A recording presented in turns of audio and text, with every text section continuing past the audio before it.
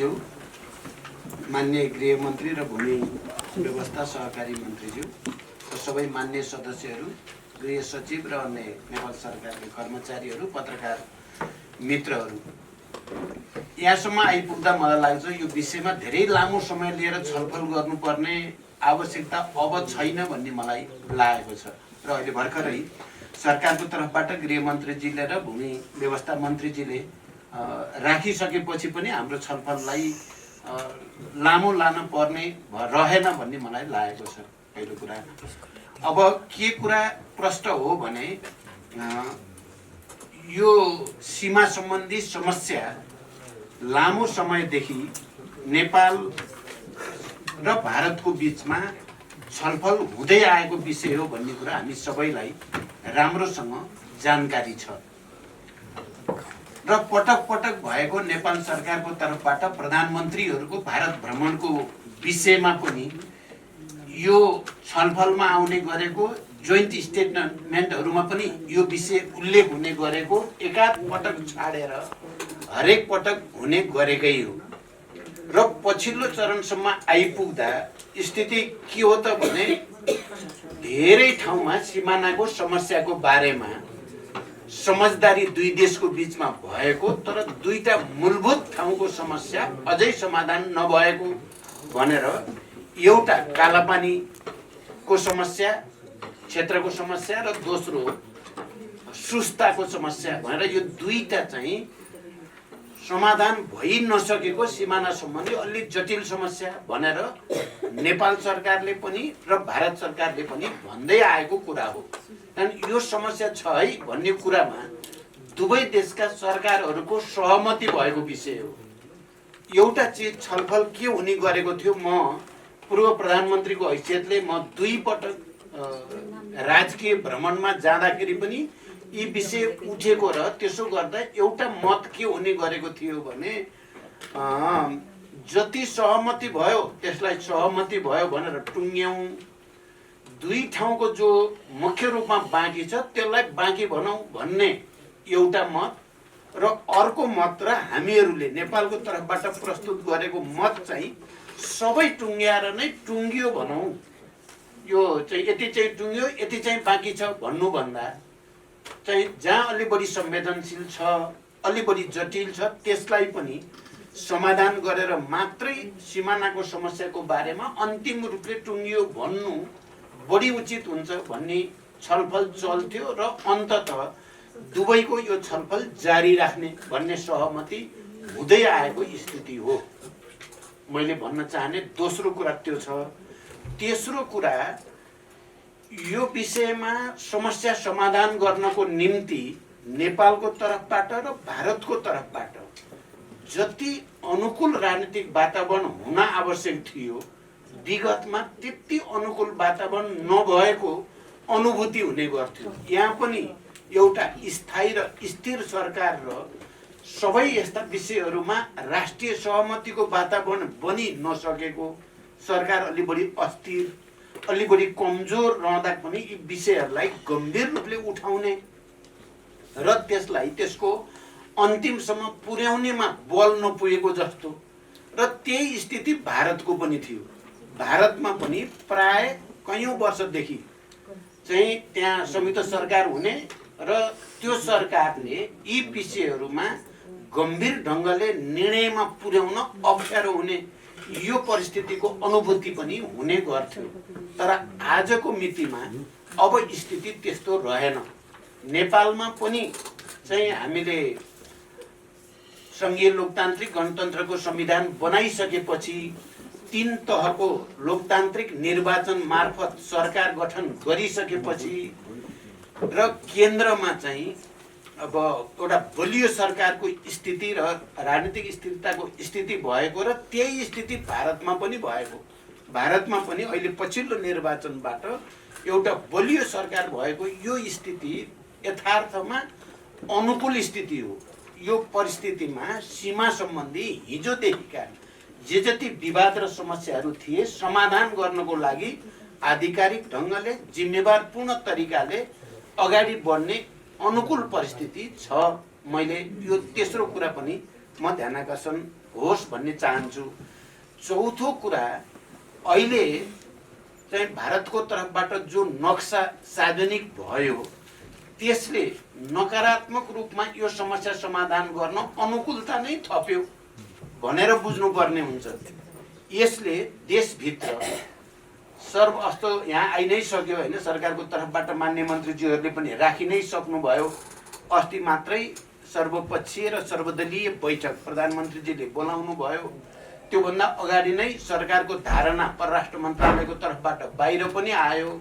सत्ता पक्षको प्रतिपक्षको राजनीतिक दलको नेताहरूको, विज्ञहरूको, नागरिक समाजको, अरू सबै जनताको अभिमत पनि यहाँ व्यक्त भइ नै सक्यो। र त्यो सन्दर्भमा सर्वपक्षीय र सर्वदलीय बैठकमा जसरी यो विषयमा साझा अवधारणा, साझा सहमति र मत बन्यो, यो मैले त त्यति बेला त्यहाँ पनि भनेको थिएँ र आज म राज्य व्यवस्था समितिको यो बैठकमा पनि भन्न चाहन्छु। यो धेरै ठुलो मेहनत, धेरै ठुलो सङ्घर्ष र बलिदानपछि प्राप्त भएको राष्ट्रिय एकताको स्थिति हो। बलियो राष्ट्रिय एकता पैदा भएको छ। हिजो अस्ति हामी कहिले को कसको नजिक भन्ने खालको राजनीतिमा पनि त्यस्तो थियो। अहिले हामी सबै अब कोही कसैको प्रो छैनौँ, हामी सबै प्रो नेपाली भएका छौँ, प्रो नेपाल भएका छौँ र नेपाललाई केन्द्रबिन्दुमा राखेर, नेपालको राष्ट्रिय हितलाई केन्द्रबिन्दुमा राखेर सोच्नेमा चाहिँ हामी सबैको राजनैतिक चेतनाको स्तर भनौँ, जागरण, जनताको जागरणको स्तर पनि धेरै माथि आएको हुनाले यो पटक चाहिँ सहज ढङ्गले एउटा राष्ट्रिय सहमतिको, समझदारीको वातावरण बनेको छ। र यो एउटा ठुलो राष्ट्रको तागत पनि हो। यो तागतलाई प्रयोग गरेर हामीले भारतसँग राजनैतिक र कूटनैतिक पहल र वार्ता संवादकै माध्यमबाट यसको स्थायी समाधान गर्ने यो अनुकूल अवसर हो र यसलाई त्यही रूपमा लिनु पर्दछ।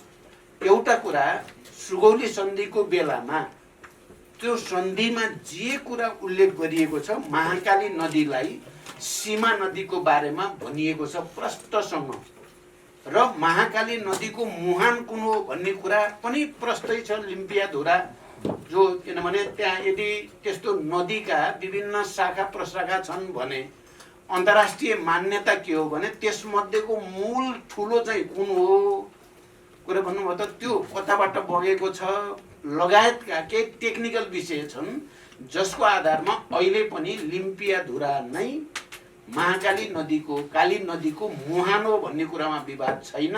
र सुगौली सन्धिको मान्यता अनुसार काली नै चाहिँ हाम्रो पश्चिमको सिमाना हो भनेपछि काली भन्दा अथवा लिम्पियाधुरा मुहान भएको महाकाली नदी भन्दा पूर्वको भाग नेपाल हो, पश्चिमको भाग भारत हो।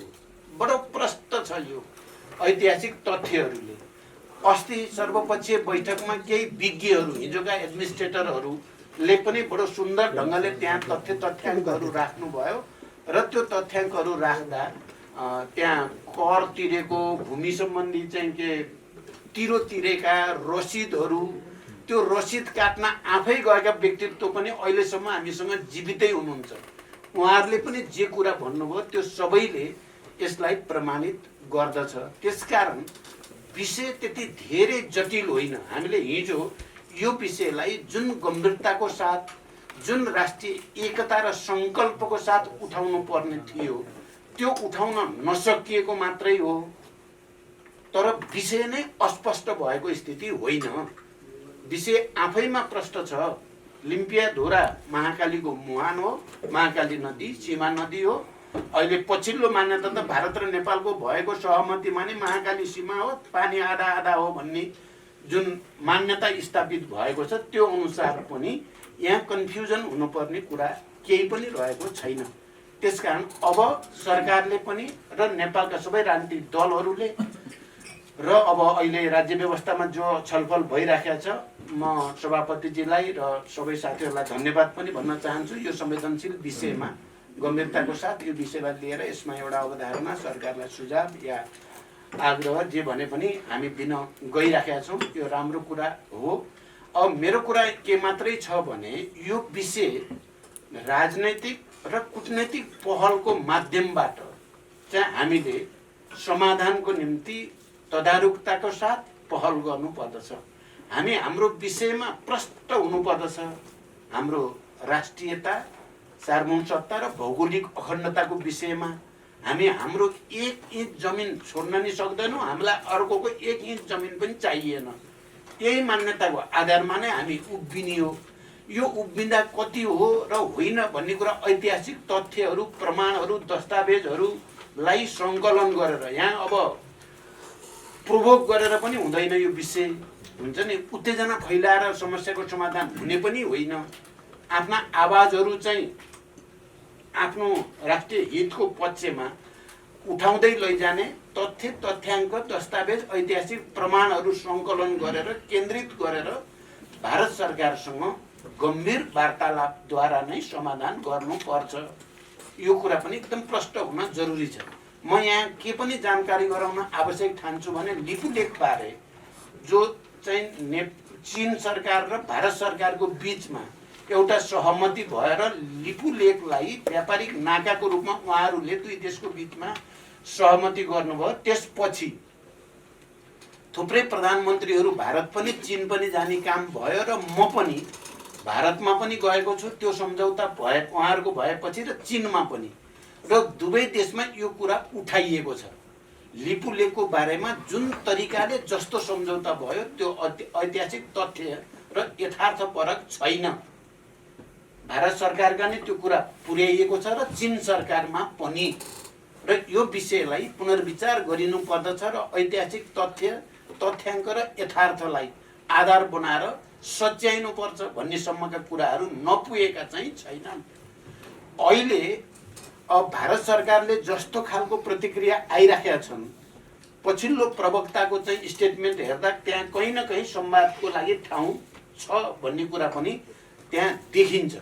त्यसलाई आधार बनाएर 1, 2 हिजै नै कालापानी क्षेत्र र सुस्ता क्षेत्रको सिमानाको समस्या हल भएको छैन, त्यहाँ समस्या छ भन्ने कुरा दुवै सरकारका सचिव स्तरका जोइन्ट कमिटीमा पनि, सरकारको राजनीतिक वार्तामा पनि त्यो कुरा मान्यता स्थापित भइसकेको हुनाले अहिले जम्मू कश्मीरमा जे खालको परिस्थिति भारतमा बन्यो त्यो सन्दर्भमा यो नक्सा आए पनि नक्साले जुन ढङ्गले नेपालको भूमि लिम्पियाधुरा अथवा महाकाली भन्दा पूर्वको भूमिलाई पनि गर्यो, यसमा कतिपयको तर्क कि हिजोका राजा महाराजाहरूले कालापानी क्षेत्रमा विदेशी सेना राख्न दिएको हो कि भन्ने पनि तर्क वितर्क तल गर्ने गरिन्छ। तर त्यस्तो कुनै ऐतिहासिक तथ्य, ऐतिहासिक कुनै प्रमाणले नेपालको कुनै सरकार या राजा महाराजाले पनि यो जमिन दिएको भन्ने केही प्रमाण छैन। त्यो र्युमर गरेर हामीलाई फाइदा पनि छैन, त्यो सत्य पनि छैन। त्यसकारण हामीले सिधा जे ऐतिहासिक तथ्य हो त्यही कुरामा जानुपर्ने हुन्छ। र त्यसरी जाँदा सरल भाषामा लिम्पियाधुरा महाकालीको मुहान हो, अनि महाकाली सीमा नदी हो, त्यस पूर्वको नेपाल हो, त्यस पश्चिमको भारत हो भन्ने आधारमा नै र त्यसको निम्ति जरुरी पर्ने ऐतिहासिक तथ्य, प्रमाण, दस्तावेजलाई लिएर हामीले वार्ता संवाद गर्नु पर्दछ। मैले अहिले भर्खरै यहाँ आएर राज्य व्यवस्था तथा सुशासन समितिको यो गृह कार्य भनेर उहाँहरूले गरेको हेरेँ। मलाई यो अरू त मोटामोटी ठिकै छ, इपिजीकै कुरा पनि, सिमानाको कुरा पनि त्यहाँ जोडिएको हुनाले आओस् भन्ने कुरा दुवैतिरका बुद्धिजीवीहरूले भनिराखेकै कुरा छ, इन्डियामा पनि यता पनि। त्यसकारण त्यो कुरा पनि आपत्तिजनक कुरा लाग्दैन मलाई। बरु एउटै कुरा अहिले यतिसम्म भनि नहाल्ने हो कि भन्ने मैले सर्र पढ्दाखेरि मैले देखेको हो, यो सार्वभौम अधिकार कायम गर्न नेपाल सरकारले तत्काल उच्चस्तरीय राजनीतिक कूटनीतिक पहल गर्नु पर्दछ भन्नेसम्म एकदम ठिक छ। यसलाई यदि कुरा मिलेन भने अन्तर्राष्ट्रियकरण अहिले भन्न हुँदैन। त्यसले हामीलाई, किनभने भएन भने के गर्ने त्यति बेला सोचौँला नि, अहिले हामीले गम्भीर ढङ्गले पहल गर्ने भनेर जाँदा हामी हाम्रो माथि पर्छ, हामी तर्कमा पनि नैतिक उसमा पनि हामी माथि पर्छौँ भन्ने मेरो सुझाव छ। धन्यवाद। र उपस्थित समय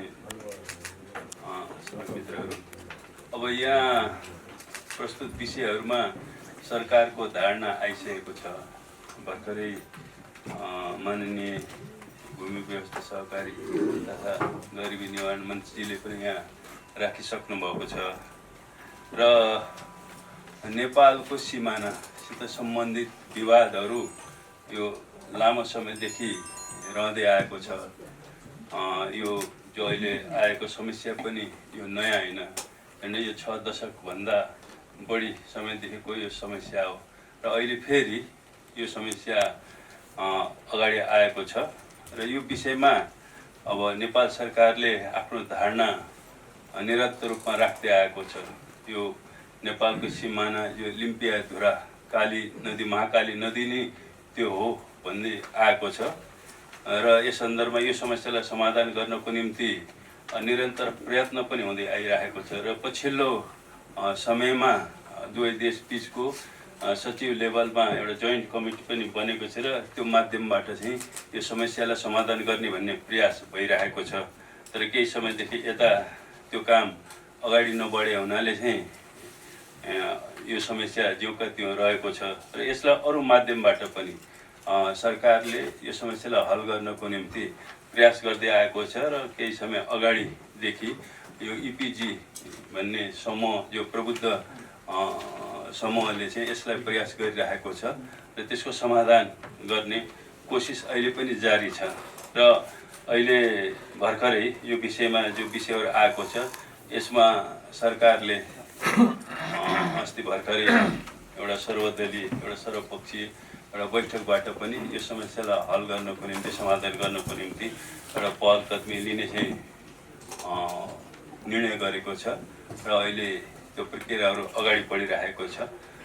निश्चय पनि यो समस्याहरूलाई हल गर्नुपर्छ भन्नेमा सिङ्गो राष्ट्र अहिले एकताबद्ध छ र अहिले यो प्रक्रिया अगाडि गइरहेको छ। अब गृह मन्त्रालयको पक्षमा मुख्य गरी सीमासित सम्बन्धित सुरक्षाको जिम्मेवारी गृह मन्त्रालयको हो र हामीले यो सन्दर्भमा चाहिँ जुन यो लिम्पियाधुरासित सम्बन्धित यो दार्चुलामा अब हाम्रो सीमा सुरक्षा बल त्यहाँ छ र त्यो विवादित क्षेत्रमा अहिले त्यो छैन, तर चाहिँ त्यो चाहिँ अपुग छ र त्यसलाई विस्तार गर्नुपर्छ भन्ने अहिले गृह मन्त्रालयले योजना बनाएको छ र निश्चय पनि अब आगामी दिनमा यो समस्याको हल गर्ने क्रममा चाहिँ सीमा सुरक्षा सम्बन्धी कामलाई पनि हामी अगाडि बढाउँदैछौँ र अहिले भर्खरै अहिले हामीले बनाएको योजनामा यो सीमा यो आउटपोस्टहरूलाई अहिले हामीले विस्तार गर्दैछौँ र यो दार्चुलामा पनि हामीले विस्तार गर्ने भन्ने योजना छ। अब अहिले मैले भन्ने मोटामोटी यिनै नै हुन्।